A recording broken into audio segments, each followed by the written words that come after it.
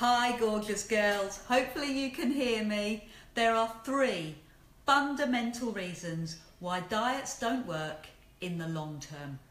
You probably have your own theory, you probably know deep down that they don't. From experience you might find that in a week or a couple of months or maybe even a year you find that the weight creeps back on. As soon as that support of a strict regime has gone, you're going to slip back into your old habits and your old ways. Diets, they don't really educate you. You don't learn anything on a diet other than the things that you must not eat or a few things that you can. But never why you can't eat baked beans on a Tuesday or why you should eat asparagus on a Thursday. Okay, forgive my flippancy, my silliness, but the rules, the serious point is that the rules of diet engagement fill me with horror. Who has time? Who has time to figure out how many grams of carbs you should be eating on a Tuesday? Measuring food is so old-fashioned, out of date, gone. The other thing that worries me about diets is starving yourself. Try and starve yourself and bring up a family. Try and starve yourself and have a job. It's not going to work. Throw in a few hormonal imbalances like the menopause or premenstrual tension and be hungry and there's going to be fireworks. Okay? You know that from experience. Please, starving yourself is not the answer. And there's 3 scientific reasons to prove my point, which I'll go on to. You need to eat to do all the amazing things that you do in your life. Amazing things that you take for granted. Looking after kids, running for a bus, looking after granny, whatever it is, all those things need fuel. If you are eating the right food, you will feel full and you won't crave crap. If you love yourself and you are kind to yourself and you speak kindly to yourself, you won't emotionally eat when you're sad. You'll have other triggers. Diets basically fail you because they don't fit into your life. They don't offer you any real long-term change. The other thing that really bugs me about diets is standing apart from the family or friends. It breaks my heart. It is not sustainable. And guess what? On a deep level, it hurts you. It chips away at your self-esteem if you're having to do something different from everybody else. And at some stage, your inner teenager, your rebel, is going to stick 2 fingers up and get really angry. Now, you probably have your own theories why your diet hasn't worked for you. And I would love to know your thoughts. But can I tell you that your sneaking suspicion that it's your willpower is not one of them. It is not your willpower. There are 3 scientific reasons why your body is going to rebel against the diet. Nothing to do with willpower. It is impossible, I've put it to the test, to resist chocolate, sea salt and caramel, custard tarts, jammy Dodgers. It's impossible, and why should you? I don't want you to resist. Who would want to? You are not made of steel.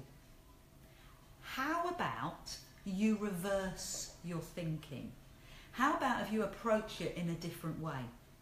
It isn't your willpower, so stop beating yourself up. Don't try and stop yourself from eating what you want. Instead, drum roll, satiate your needs in a healthy way and you won't crave chocolate as much. I'm suggesting you reverse your thinking. Susan, this gorgeous member this week, had a Eureka moment when this fell into place for her. And she described it as, get your mind sorted first and the food will follow. Love it. She had that Eureka moment when she realised that she had her head in the right place. Before she even started the day, she knew she was going to be successful. She understood how to eat the day before, and knowing that her inner critic wasn't going to come in and destroy it because she had it all sorted way before the day.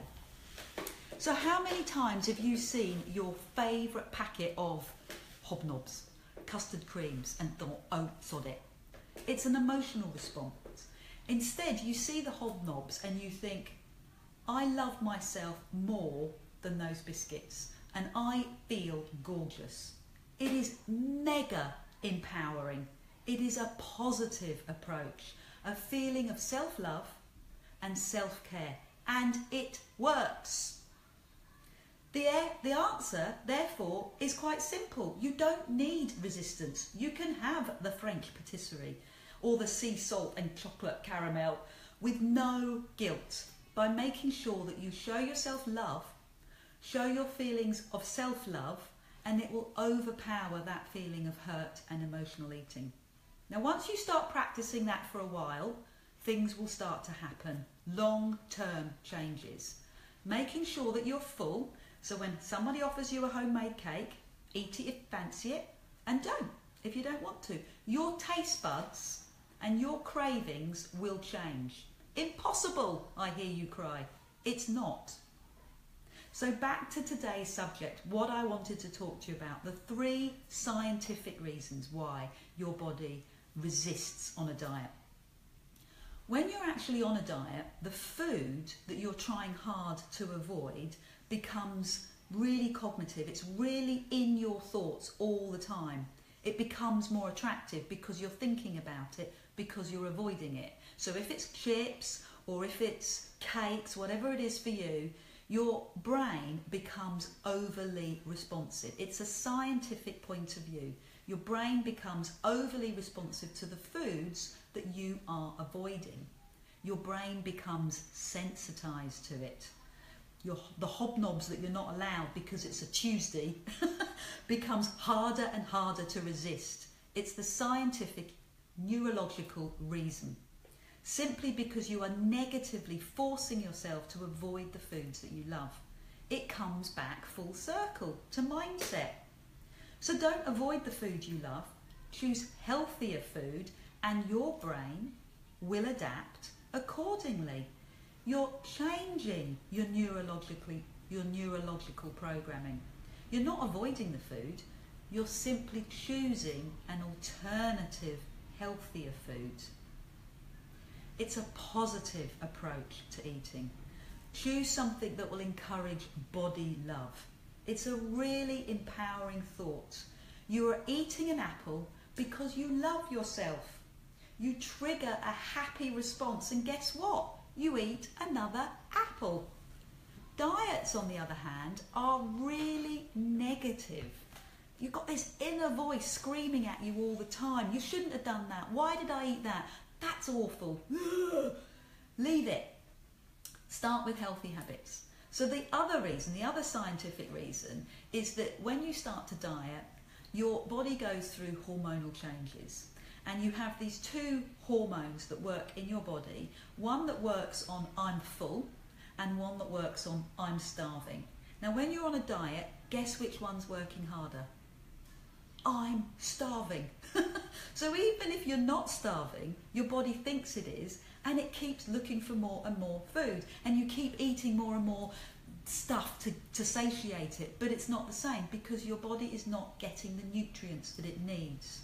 The hormone that makes you feel full decreases because you don't feel full, and the hormone that makes you feel hungry increases. You feel hungry all the time, and it's because of the hormonal changes in your body, not willpower. Hormonal change. So what's the gorgeous solution? Keep yourself feeling fuller by changing what you eat.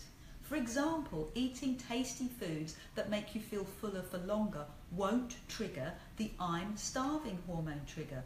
Fuller, fatter foods. That's a big, big step. I'll talk about that another time. But there is a way of eating fuller, fatter foods and being healthy, having vitality, and not being on a diet. If you're on a diet, you trigger the I'm starving hormone and you'll fail. So the third reason you can't lose weight when you're on a diet is because you slow down your metabolism. You can't lose weight because of the metabolic changes in your body, prevents weight loss. Your gorgeous body is invested, everything is staked on keeping you where you are. You're safe. Your body thinks that you're safe, your hormones think you're safe, so it's not going to change. A dramatic change is just not going to happen. The metabolic changes happen in your diet as you diet, and you start to slow down. Your body moves into starvation mode and you stop burning calories. Your body cleverly finds a way to run itself on fewer calories. It takes it from your muscles, from your bones, from your brain. So diets don't work. Choose a different solution. Choose something that's going to nurture your body, a group of friends that's going to help you. If you want to, and me, a health coach, and if you want to find more, just click the link and read some more. But I'll talk to you soon about the fuller, fatter foods at another stage, okay? Take care. Love ya.